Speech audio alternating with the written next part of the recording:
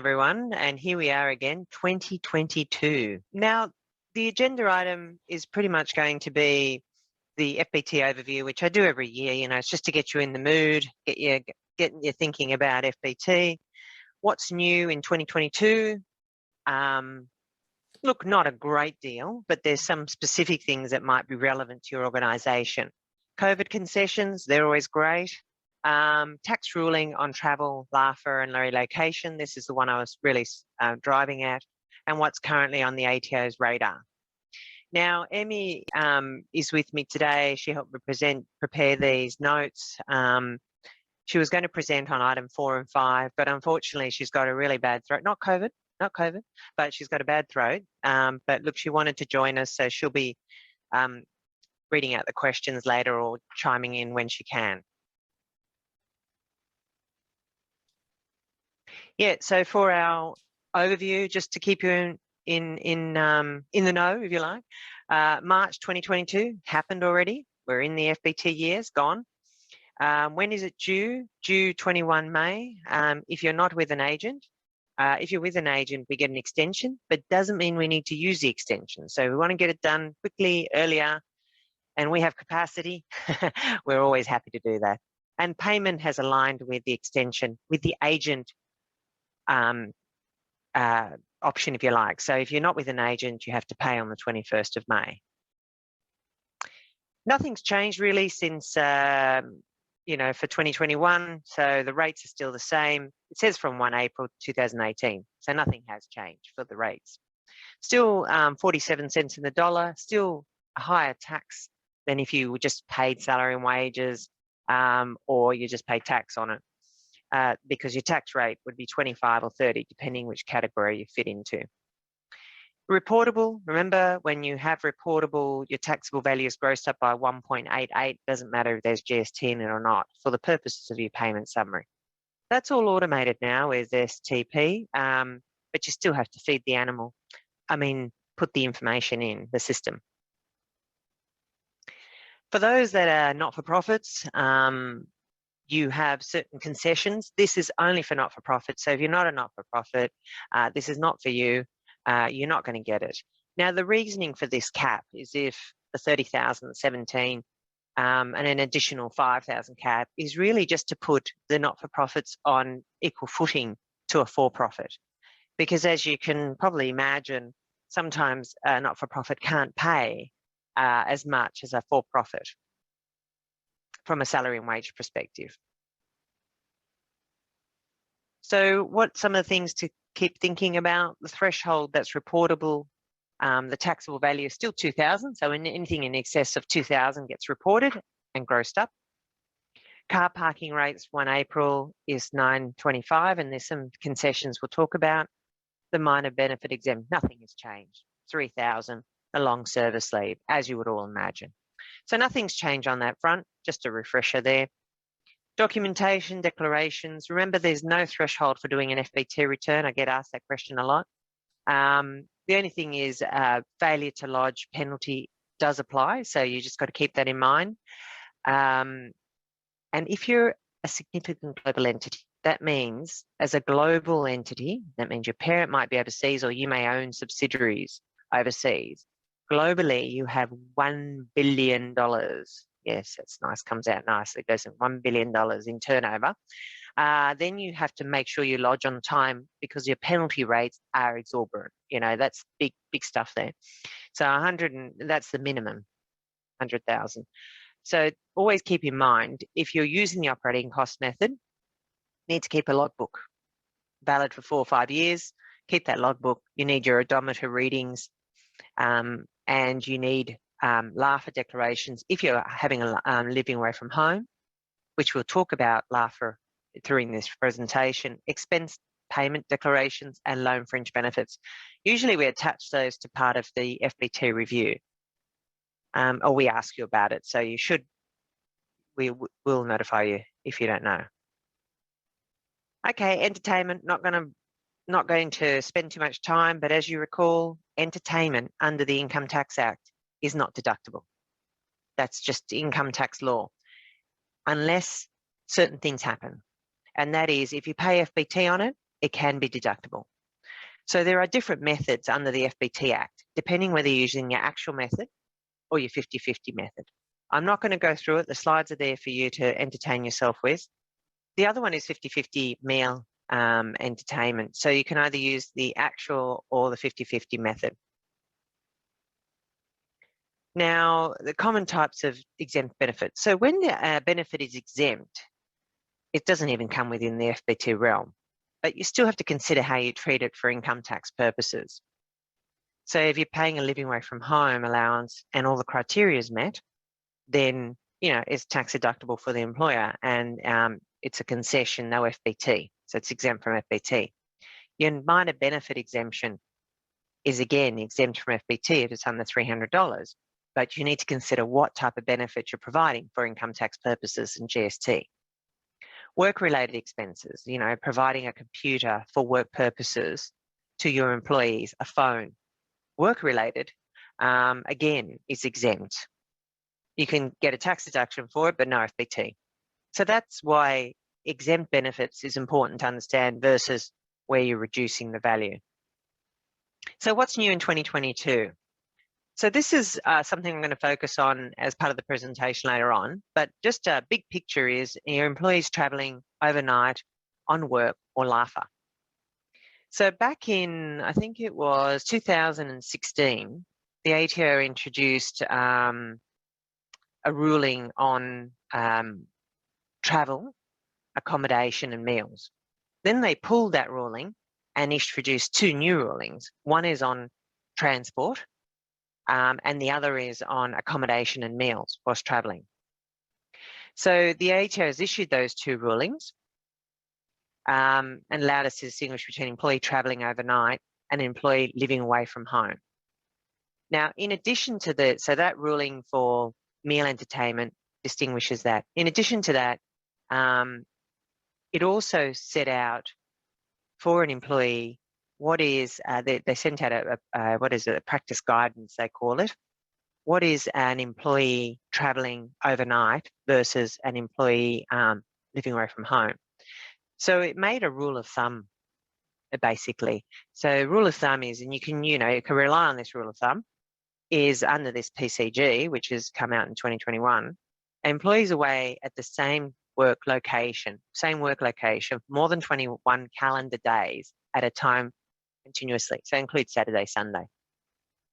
The employees away and the employees away at the same work location for no more than 90 calendar days in the total in an FBT year. So this is the rule of thumb. So if you fall within this criteria, you can rely on this and you don't have to really keep all the evidence and all that work that has to go with it. The finalised ruling for accommodation and meal was not what was expected, and I'll run through that afterwards. There were some winners and losers. Another big one, which we've been ranting on for the last few years, is that car parking benefits. So remember, if you recall, if you provide car parking benefits, now that could be that you're out in Balmain and you have parking in the back of, you know, the area your site's on, and you allow your staff to use that. That is a parking spot that you're giving your employees for nothing because they're not paying for it in some instances. Now, if there is a commercial parking station within 1 kilometre radius, so look round, 1 kilometre out that way, then you can potentially be liable for car parking FBT, and you go through the calculation. Now, there is an exemption, has been from 1 July 2021, and before that is that if your turnover was under 10 million, you'd be exempt. But what if your turnover was greater? Well, the good thing is that if it was greater, you could go up to 50 million from 1 July 2021. So that was really great. So do you fit under the exemption? The only thing is that you yourself can't be in a car parking station. So if HLB say, we're in here, we have car spots, there is a commercial car parking station there. So potentially the exemption wouldn't apply to us, potentially. So take that client that's out in Balmain, has a car parking spot, 1 kilometre radius, has a shopping centre. Previously, a shopping centre wasn't, and they can't meet the exemption. So say, for example, the turnover is greater than 50 million, then look at the 1 kilometre radius. I've got a commercial parking station, and a commercial parking station used to be a commercial parking station, like a Wilson. But it excluded things like shopping centre, hospitals, stadiums, etc. Then the ATO brought out this ruling and said, due to some cases that have come out, no, from 1 July 2022, all those shopping centres, hospitals and stadiums would be commercial car parking stations. So from 1 July 2022, a lot of clients would have had a problem had we not increased the threshold for the exemption. So now that the threshold is now 50 million, probably not likely to apply to every client, but there's still some clients that need to consider this. If their turnover is greater than 50 million, these rules would apply from 1 April 2022 onwards. Recently, though, in March 2022, the Morrison government announced that the potential they want to repeal this provision. So effectively reverse what they'd implemented as to what is a commercial car parking station. Now, the problem is the Morrison government going to win the election? And when are they going to get time for this? So as it stands right now, law is, well, this ruling is that if you have you have to have a look at if you're providing car parking stations, whether they pay for it or you're giving into free, whatever the reason, have a look to see, is there a commercial car parking? Now, there's a bit of criteria, so you may even fall out without looking at the exemptions. That means that within 1 kilometre radius, at the shopping centre, the lowest rate is $6.25, not $9.25. So it's way below the threshold. So there are ways to not be in this car parking rule. But when this initially came out 2 years ago and it was going to apply, and they pushed it to 1 April 2022, it was going to be a bit of a problem. But I think the problem is probably reduced now. And if the Morrison government gets back in and they do actually reverse this, that means that these things won't be commercial car parking stations anymore as they are currently considered from 1 April 2022. Yeah, this is an interesting one. Releasing cars, new guidance for determining residual value. Why do we care? Well, we do care for tax. For tax purposes, we have to think about, is this a bona fide lease or not?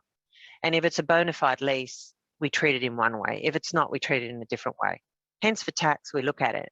But when this ruling came out, it's to look to see whether you actually have a lease. Because to have a car fringe benefit, you have to either own the car or lease the car. So the question here is this a bona fide lease? And in most cases, you will say yes. If it's a normal lease that you get out, there's a balloon payment, all fine. And that means you can treat the car and get the either the statutory method or the operating cost method. That's the main crux of all this. Now, if you go and have these normal leases and then at the end of the lease you decide, oh, I'm going to want to extend it for another year, the residual value, if you like, that potentially might not be a bona fide lease. So those transactions that you do outside of the ordinary course of business may not be bona fide leases. So what happens then is that maybe you don't have a lease, maybe then you don't have a car fringe benefit, if you are providing a car to your employees, of course. And that means if you don't have a car fringe benefit, you don't get the statutory and the operating cost method. So what do you apply? Well, then you just apply the ordinary expense payment fringe benefit. So you don't get the concessional treatment. That's what this is about. Oh, right. Yes, Hartley case. So this is important about, I mean, I think, and when you read the facts of this case, you think the guy was just, trying it on. But what it does really point out is that if you are salary sacrificing or if you have employment contracts, it's important that you document. So if you are salary packaging anything, make sure you document it. So I have a contract and I say to my employee, this is your salary and this is your salary sacrificed amount, potentially. Now, you may put it all in the same contract, or you may have a side contract saying, this is a contract salary sacrifice, and then you have a schedule that goes with it and works out what the salary sacrifice amount is, whether it's a car, accommodation, etc. Now, this guy didn't have any agreements in place, nothing written, if you like, and said, he was in a remote area zone and that his salary was sacrificed and all this, but there was no evidence to that effect. So really it's about clearly identifying what are the agreements between the employer and employee, and is it written?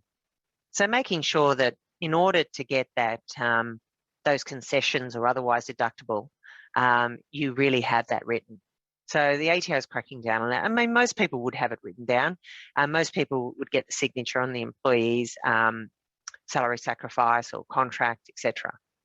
But keep that in mind. Don't shortcut, because it'll cost you money later. Okay, this is interesting. Well, over, COVID, obviously we had a lot of redundancies, but I think in the last 2021, it's been more staff, more moving, and there's a staff shortage because we probably don't have the overseas people coming in. So maybe this is not as relevant, but I would imagine that sometimes we might have to reskill staff. So they may not really leave the firm, but they might move into a different position. And we've made them, they have to be made redundant, right, from that position specifically. And that doesn't mean you can't reskill them and rehire them into a different position when you within your organisation, or you may just make them redundant. But if you spend money and you spend money to reskill them, so some training courses, some TAFE courses that are certified, any expenses that you do pay, so long as they're being made redundant, not part of the salary sacrifice, then potentially they're not FBTable. They're exempt from FBT. That's the key thing. Now, why would you even worry about FBT? Well, the reality of it is these reskilling is you've got to have incurred the expense in relation to an employee. Now, if you've made them redundant, they're no longer an employee, and it's no longer related to their role.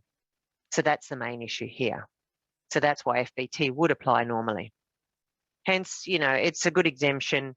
And if you didn't even worry about it and you just claimed it, well, this might even help. I think we talked about this. We talked about the fact that with the car parking, if you recall, from 1 April 2021, the turnover threshold was moved to 50 million. And now it just doesn't help on the car parking. It helps on other concessions as well. And one of them, if you recall, there's a provision for multi-portable electric devices such as laptops, mobiles, printers for an employee during an FBT year. So if an employer provides these devices to an employee primarily for work purposes, then they're exempt, as we already know, if your turnover is under 50 million. But even more is you can provide multiple devices if you're under this threshold. So I could provide my employee with 2 or 3 laptops. Now, why would you want to do that? Well, people are working from home. So you might want to, decide to salary sacrifice and give them a computer for work purposes, or you might just not salary sacrifice, but just pay for it. As you want to keep that staff member, and it might be a great bonus. Don't anyone from HLB get any ideas while they're listening to this presentation? But the employer might pay for another laptop. It would be FBT exempt should they be under that 50 million turnover. And I'm pretty sure it's aggregated turnover, but I'm not quite sure about that. Maybe it's not. Come back to that. But turnover 50 million, let's remember that. Car parking benefit and exemption may apply there as well. So if you're providing car parks and your turnover is under 50 million, you just don't even worry about it. And you meet the criteria, but mostly you would meet the criteria. The only time you won't meet it is if you are in a commercial parking station. And it makes it hard if you're in a Wilson's parking. Yeah, just run through some of these. I've just simplified them here, but they're what you think they should be. And in most cases, some people probably wouldn't even pay attention, but just so you're aware, there are exemptions. Transport your employee to and from COVID vaccination clinic. Now that might be done for bigger employers. There's no FBT. Non-cash benefits. So some people have been providing gift cards and so on for the incentive to get the injection. Well, that's, yeah, FBT applies unless you're under the minor benefit. So if you keep it under 300, you should be okay. Providing, because it's minor and infrequent. You're not doing it all the time. Providing COVID-19 tests to employees and reimbursing costs. So you would have seen in the paper that the rat tests or PCRs you don't pay for, but the rat tests, if you've gone and bought them yourself individually from 1 July 2021, you can claim as a tax deduction. Now, the question is, did you keep your receipts? Oh, I didn't keep my receipts. Maybe you have your credit card and you can identify it there. but you can claim it as a deduction effectively. So if an employer reimburses you for it, again, there's no FBT on that, as it should be. Yes, but a person stranded and you know, employer provides emergency accommodation, there's no FBT. Provision of protective equipment, masks, you know, hand wash, all those beautiful things that we're used to living with now. It's made us so much cleaner. No FBT, FBT exempt. And there's next, I'm just running through these quickly. Provision of portable devices, you know, people taking laptops, printers home, again, no FBT. Provision of office equipment. So I think we ran through this last year, but if you provide office equipment just for the use of employee temporarily, generally no FBT. If your employee gets to keep it, you can only, it's not FBTable as long as it's under, you know, $300. But if it's more than $300, then potentially FBT, because the benefit you provided to employees if they didn't pay for it. Provision of counselling or healthcare for employees working from home. You know, I think people are suffering from being at home, and especially through those months of isolation. Some people handle it better than others. So I think that's a great benefit there. Again, no FBT applies, so it's exempt from FBT. Yeah, this one's interesting. There's a car fringe benefit and also car parking. So I'll talk about the car fringe benefit. So if you think about it, 1 April 2021 to 31 March 2022. So we were in lockdown from July, maybe June, July, for 4 months.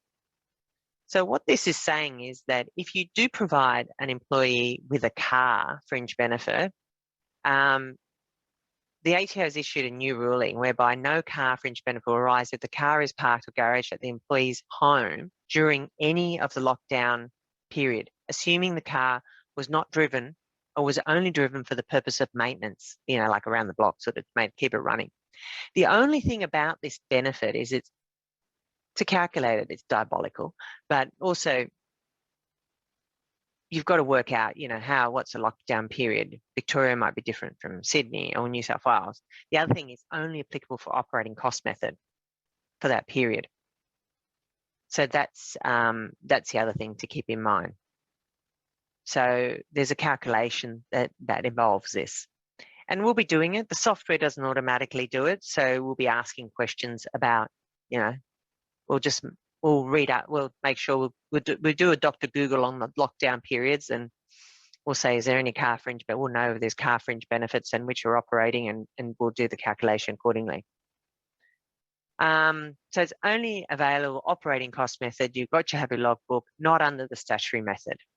And look, these two were already there for last year because, you know, we had a bit of a lockdown from, what was it, April 2020 to March 2021. So we had a couple of months lockdown there. So these concessions are similar to those, same as those. So we can apply them this year as well. So there's numerous ones here for the car parking. We talked about car parking benefits, you know, changing on 1 April 2022 potentially. But as a result of the COVID-19, if your car parking station within 1 kilometre are closed or no parking benefits arose during the period in which the commercial parking station was closed, well then you may, for that period, you may be able to exclude it from the calculation, and we'll do that calculation. The other one, if a result of COVID, all the car parking stations within 1 kilometre radius of the employer provided car parking cost less than $9.25. So I know the rates went down for that period, so maybe, you know, it's excluded altogether. If the office was shut down and no car was parked there, again, you can exclude those. Quite specific. So it's painful to calculate, as you would imagine.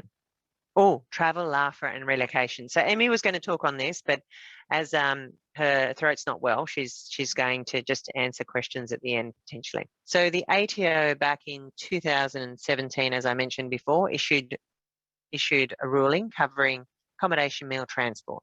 Got withdrawn and brought out 2 draft rulings, which one was on transport, which is now finalised, it was finalised back in 2021. So that's TR 2021/1, and that's on transport for employees. So an employer providing transport for work purposes to employees. And then they also provided another draft ruling on accommodation and meals. That got finalised this year to a TR 2001/4. And that's providing guidance. Now, the ruling for that and the final were not exactly the same, and there were some winners and losers, as I mentioned. And they also brought out a PCG 2021, so practice guidance, a PCG, I think I wrote it badly in my notes, PCG 2021/3. Why are they relevant? Because which brought out a rule of thumb for what is travelling and what is living away from home. So giving you sort of a guidance as to the criteria we'll run through.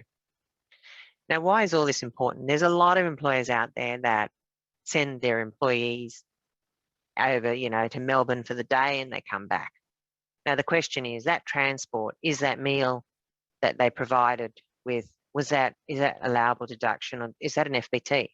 Is that, fringe benefit? Now, why would you even think that it's work travel, you're saying, Mariana? Why would I have to even pay for that? Well, the reality is food and drink and accommodation fit under that non-deductible entertainment under the Income Tax Assessment Act, unless they're travelling for work purposes or unless there's a LAFHA or a relocation expense. So that's what you've got to keep in mind. It's the Tax Act that says no deduction for these things because they're private in nature. But what these rulings are sort of helping to establish businesses. Now, most businesses are just claim it and say, well, whatever, Naz, don't worry about that. It's definitely for work. I think what you just got to keep in mind is they may be for work, but if you get an audit or review, you got to say that meal entertainment, that transport, the accommodation may have had to pay FBT and you missed it and you didn't know. Now, it's only a problem if it's a large amount, right? And you're doing it every year. So that's why it's important to keep this in mind. So the ATO finalised that ruling, which I talked about, and it really distinguishes between what is travel, what is, just everyday business travel, what is living away from home, and what is relocation in practice. Now, that may sound very simple to some because it seems really obvious, but it's not, because there might be some that are sort of tethering on the edge. So travel is really taxable value can be reduced when you're travelling overnight on work. So if you send someone travel expenses overnight for work, you pay for their meal, accommodation, travel, tax deductible, no FBT. Your LAFHA, living away from home. If you're eligible, now you could be living away from home, but you may not get the concession under the FBT Act. So that's important to keep in mind. The otherwise, you have to keep in mind the otherwise deductible rule if it doesn't come under the FBT concessions.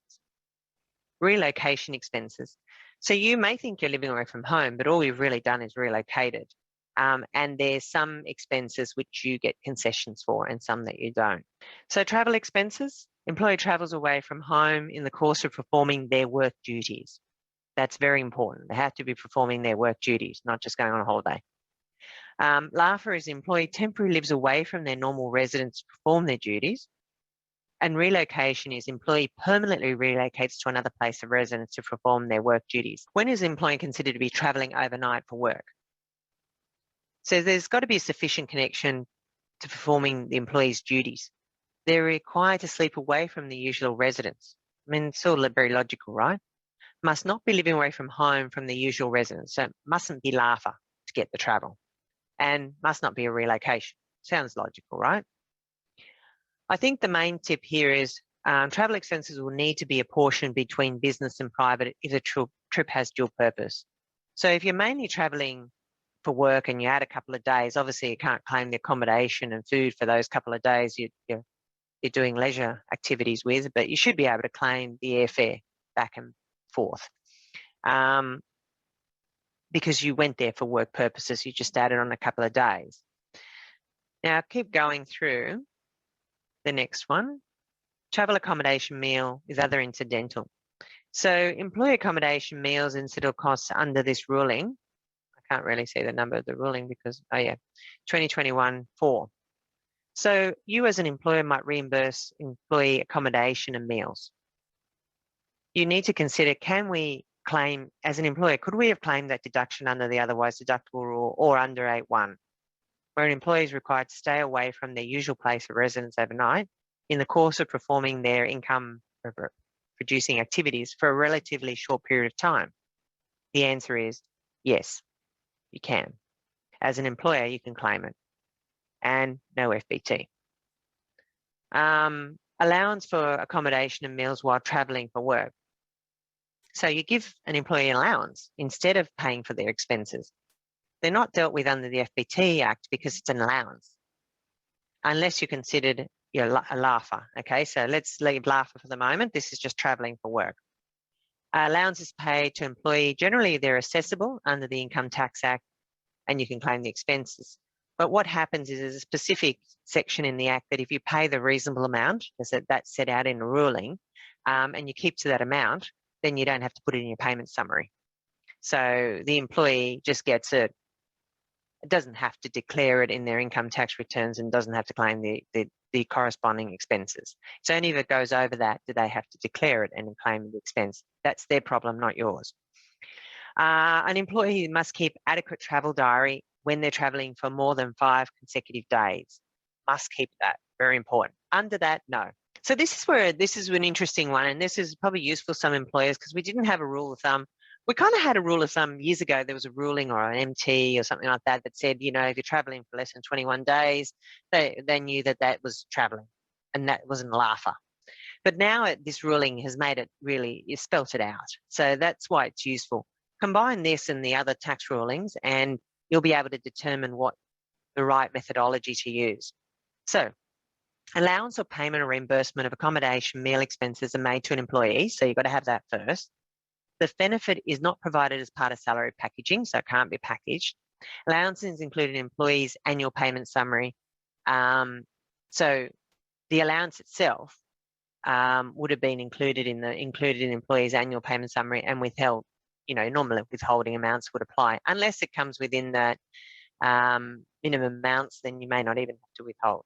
An employee does not work for. It's not a FIFA, so fly in, fly out, or drive in, drive out. That the remote area places. So it's none of those things. And then next thing is the number of days travelled. So this is the concession. The number of days travelled is no more than 21 consecutive calendar days and or no more than 90 calendar days in the total in the relevant FBT year. So if you send someone off for 3 days or 1 week every month for 3 months, you're in this and they're travelling, they're not living away from home. So you can treat it accordingly, either give them an allowance or give them an expense. What happens if someone has a dual role? Sorry? Mariana, I just wanted to add to that actually.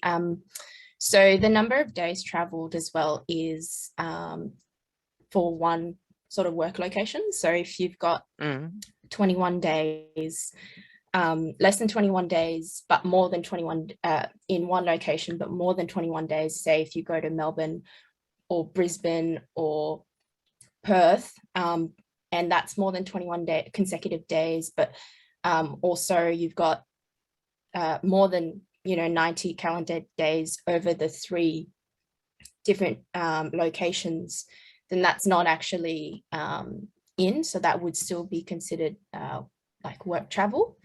But if you're spending the more than 90 days in the one location, then that's when it starts. Yeah, it resets at each location, doesn't it? The 21 days exactly. Resets as you go along. Perfect, thank you.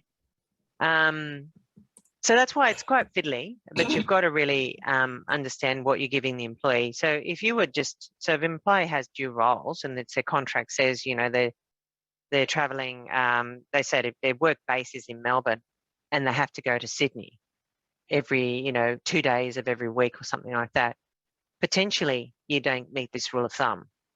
And what does that mean? Well, then you have to consider, are they travelling overnight? And you have to document it accordingly and show proof of that. So it's different. Whereas if you meet this criteria, you don't have to have all that backup documentation, if you like. Still have to document, still have to bear receipts, but you don't, it's not as onerous. And I think you must return to your normal place of residence as soon as practical. So that means, you go away on a conference, you might stay a couple of days and then come back. But if you go to a conference and you go for 2 or 3 months, that might be questionable. Did they have any example of that, Emmy? Someone leave? I remember reading that in the old ruling. Yeah, there's a couple of examples in the rulings that basically confirms that those days sort of reset. And also in terms of the 90-day rule, that's just in the FBT year, so that resets at 1 April every year as well. Yeah, perfect. Yeah, and it can straddle a year as well. Yeah. Okay, perfect. So, and okay, relevant substantiation, always document. I mean, obviously, if your employee is doing anything, you're usually documenting, agreeing something with them.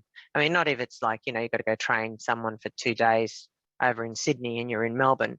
But if you're doing it for a whole FBT year, it's likely you're going to have documented your role here is in Melbourne, and I also require you to go to Sydney to fill out your CFO role or something like that. And that might be once a week for the, every week or once a month, etc. So you really need to look at the facts of each case. But the rule of thumb is going to help you. That's the point there. So how does LAFHA work? So traveling, remember we said you travel over, you have to be overnight. You can't be just traveling for the day. You're traveling, you may reimburse employee, you may just give them an allowance. There's many ways you pay for the expense. LAFHA is a little different, right? LAFHA is an employee may traveling with or without family, often unaccompanied, maintain a home in Australia, not rented out, limited to 12 months of particular location, may be considered a common arrangement. Exempt payments could include food, drink.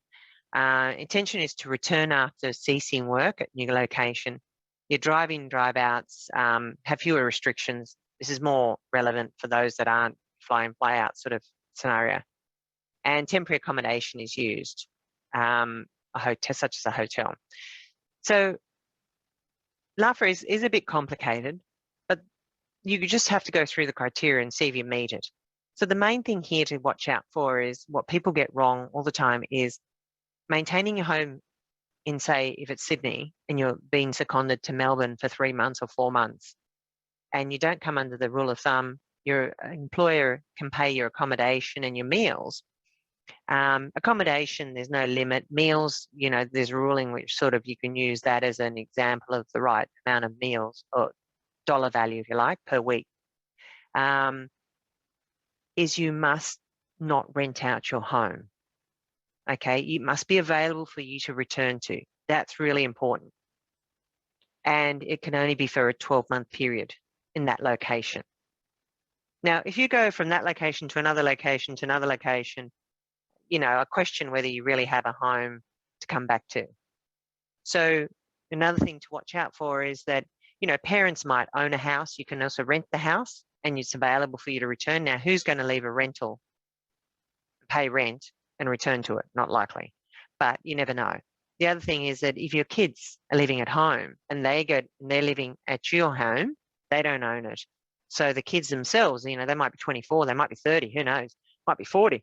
And they're living in your home, they don't own the home. So it's not maintaining a home. They don't rent, and paying rent to you doesn't count either.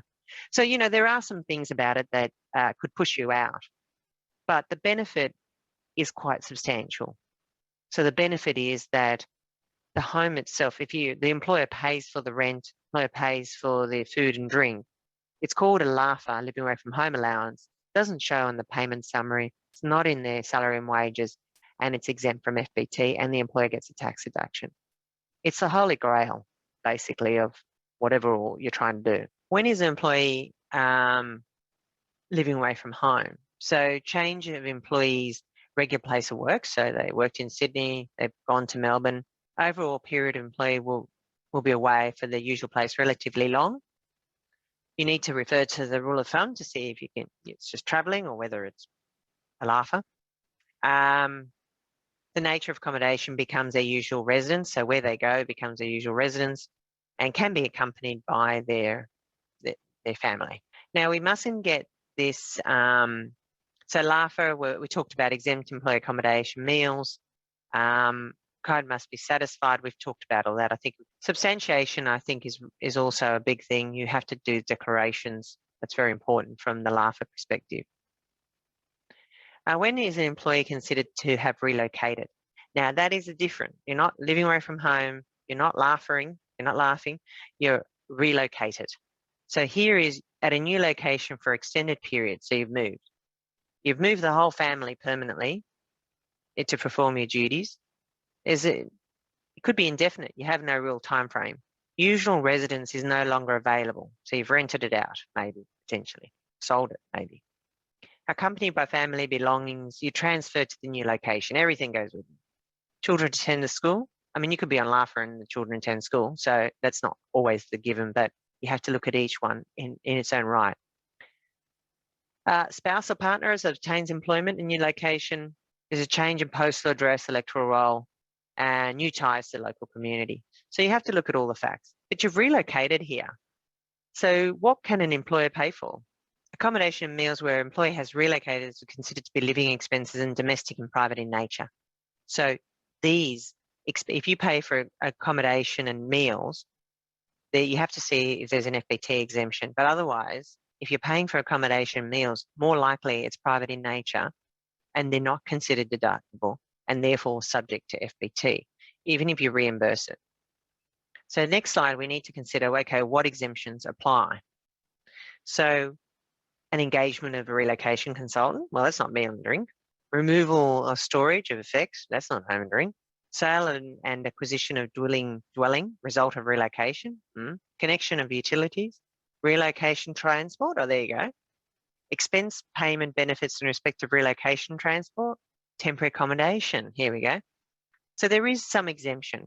Temporary accommodation, but it's temporary. That might be a week or two. So you need to have a look at the rules. And again, some temporary accommodation for meals and so on. So that's why I always say that it's important to understand, to sit down and have a look to see what you are providing your employees, especially those employers that provide this. You're always going to provide it at some point. What's on the ATO's radar? Now, when we lodge an income tax return, there are things that we put in the income tax return.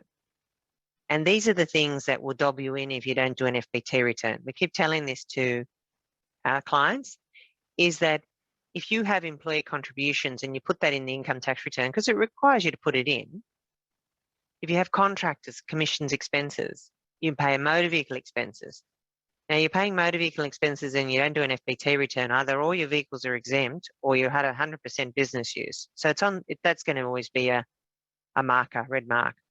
Superannuation expenses, total salary and wages expenses, non-deductible expenses, payments to associates. All these can just indicate whether you may have a benefit there that you haven't claimed in your FBT return, or you haven't lodged an FBT return, even worse.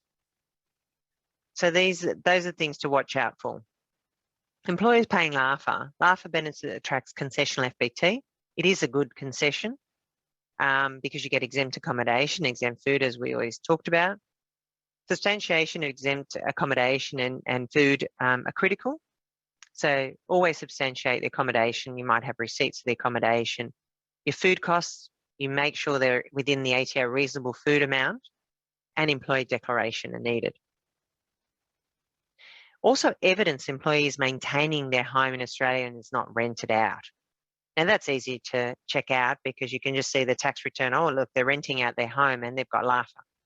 So again, the ATO sometimes is very sophisticated and other times it's not sophisticated, but it manages to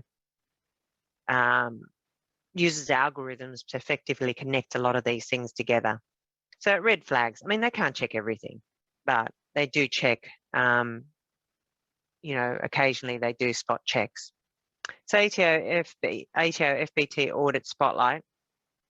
Usually if they're doing an FBT review, it's probably part of an employer benefits review, or it might be under one of these top 5,000 reviews.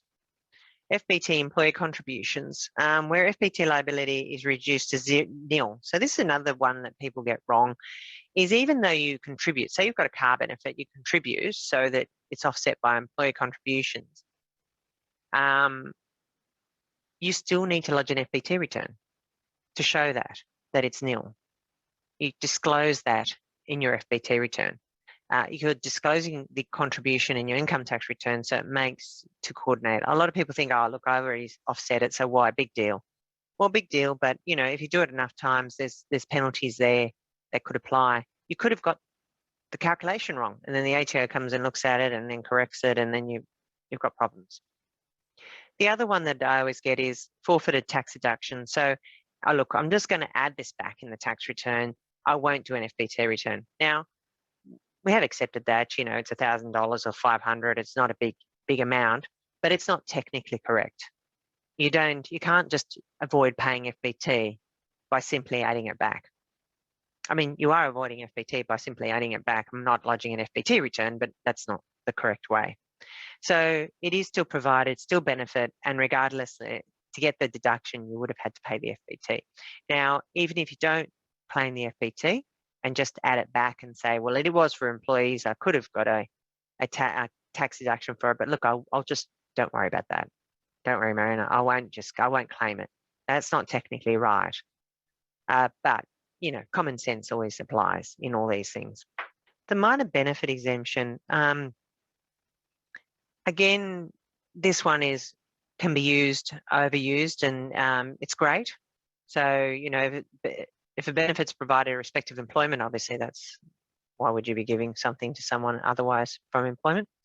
The value of the benefit is less than $300, and it would be unreasonable to treat the benefit as a fringe benefit. So what are the criteria to look out for? And we talk about this all the time, is the benefit is provided infrequently and irregularly. Now, you can imagine masks and, you know, all those things now are provided pretty regularly. So even though they're under 300, there's an exemption for that, so we don't have to worry about it. Aggregate amount of minor benefits. So you look at the benefit itself. So you can have a few different sets of 300 benefits being provided. Now, just because you're not paying FBT does not mean it's tax deductible. And usually you have to look and see what is being provided. If it's food and drink, it probably won't be a tax deduction, even though it's under 300. Practical difficulty determining the notional taxable value of the minor benefit. Sometimes it may be difficult, but in most cases, I think you'll know. Now, FBT reminder, the exempt benefit cannot apply to, you can't use the under 300 if you're providing in-house meal entertainment using the 50-50 method. So you just got to be careful as when you're using that benefit, and usually when we're reviewing, we let you know anyway. But for those we're not doing the FBT return for. There was a question asked before the presentation, so I thought I'd just run through that. They're asking if a director receives a benefit, and I think the question was if they make a contribution, does a contribution have to be in cash, or can they offset it against the loan account if they have a loan account? Maybe even if they don't have a loan account, but if they have a loan account, and the answer is yes, and there's some ruling to back that up. The thing to watch out for is if you don't have a credit loan account and you're offsetting it against a director's loan, you might be putting it into a debit. Now, if the director is also a shareholder, you have to consider Div 7A, and also, if not, if it's just an employee, you need to consider, is this a loan fringe benefit? So just got to be careful how you structure it. But yes, definitely, I mean, that's common practice. We either do a journal entry for the contributions. We don't normally put the cash in, but you can. In some cases, it's taken from the employees' after-tax amounts. So that's also done that way. The question was, do you still need your dominant readings every year? The answer is, well, actually, the question was, why do you still need it? Well, the fact of the matter is, unfortunately, it is something that is required by the FBT legislation and the guidance. Specifically, if you're using the statutory method, you do need to keep your kilometres sort of recorded, and you do need to record the opening odometer reading on 1 April and also the closing odometer reading on the 31st of March. And likewise, even though you don't need to have a logbook every year for the operating cost method, you're still required to keep the number of kilometres that you've travelled for that year as well. Yeah, and you don't need it for statutory method. You used to need it, but after a certain year, I can't remember, it was 2012 or something, March 2012, when they just made it a blanket 20%, you didn't need odometer readings anymore. But you still need it for operating costs, because you think about it, you've got a logbook and you've said what your business kilometres are. And I think they just kind of want to see, you know, how many kilometres you're doing. So it gives you more evidence. But it, you know, if you have a fuel card, it probably tells you, the fuel provider tells you those things. I've got another question here that's asking what do we have available for home office businesses? I assume that's asking what sort of concessions can you use? Yeah, is that from an FBT or an income tax perspective? So that's such a big question for an income tax perspective. It is. So you're running your business from home, or you just have a home office. So say, for example, HLB staff would have an office, but, you know, through COVID, you have to use your office at home. There's certain cents per kilometre, and I don't know them. Emmy, do you know it off by heart? There's certain, you know, period where you can get a rate, and then how many days and times it by the rate. There is. I can't quite remember this year's one. No, there's so many numbers. But yeah, and they change every year. So basically, you know, from an income tax perspective, you can claim that in your tax return. Or if you like, if you think your expenses are more, get your, you know, home diary and get, you know, the square metre-ish of the office that you're in, and, you know, claim some expenses. But, you know, the home office, you've got to make sure what you can claim as a home office versus operating your business through your home office. So that's why, you know, operating your business through your home office, you probably claim your rent.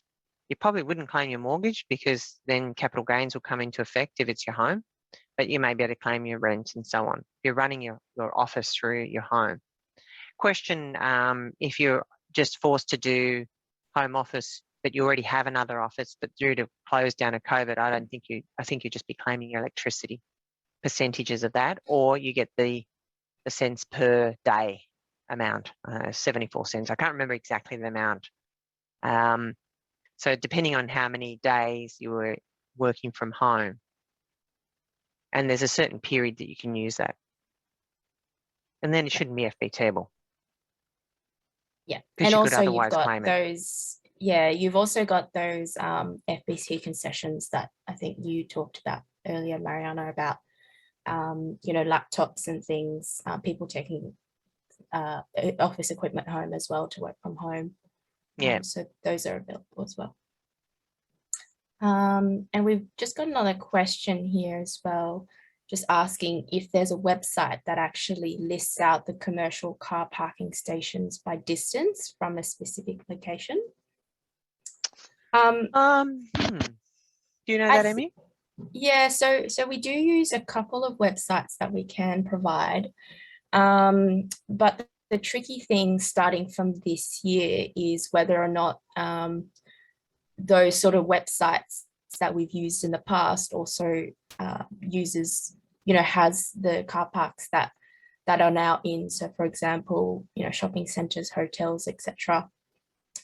Because in the past, the websites that we've used to identify whether or not there have been commercial car parking stations, we only list out, you know, the Wilson parkings and the secure parkings, but not necessarily the hotels and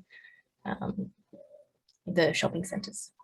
Maybe what we can put in the chat box the link, or we can just send it with part of the package of the recording. Yeah, we can definitely send that through as well.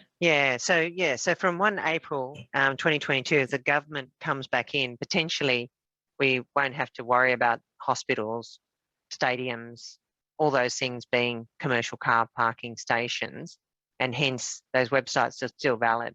But if the government doesn't come in and they don't change the rules, then you've got a wider sweep of what is a commercial car parking station, and whether the websites will be updated, as Emmy says, is questionable. Yeah, so the other thing I think, working from home, you know, you're taking your chair, you're taking your desk, under 300, claim it, not FBTable. If it's over that amount, then if the employee is paying for it, fine. If not, then potentially it's an FBT. Unless it's temporary, you'll have that concession. But if they're keeping it and it's over 300, you probably have an FBT liability.